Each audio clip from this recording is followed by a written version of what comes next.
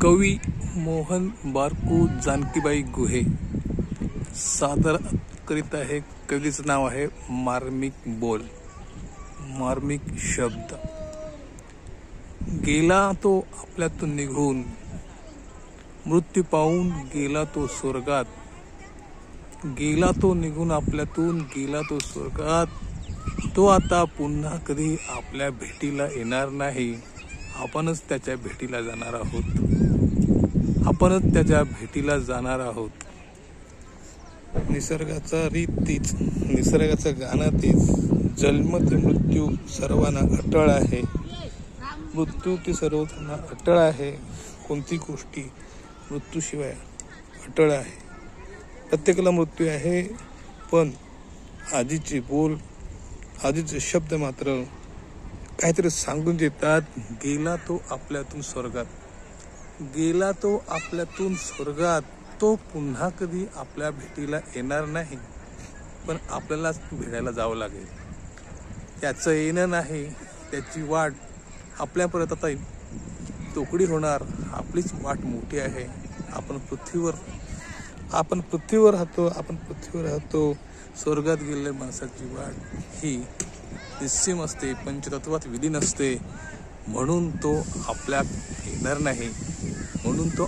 येणार नाही, पण आपल्याला त्याच्याकडे जावे लागेल। आपल्याला त्याचे नाते जावे लागेल।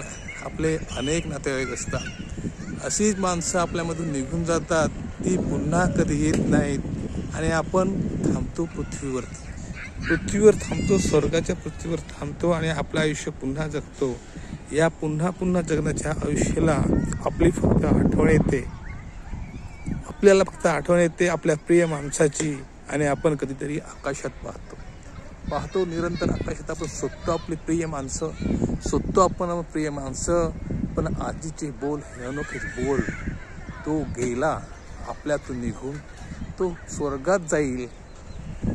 तो पुन्हा आपल्या भेटीला येणार नाही, पुन्हा आपली भेट होणार नाही, पण आपल्याला तिथे जावं लागेल। आपल्याला त्याची भेट घ्यायला जावं लागेल।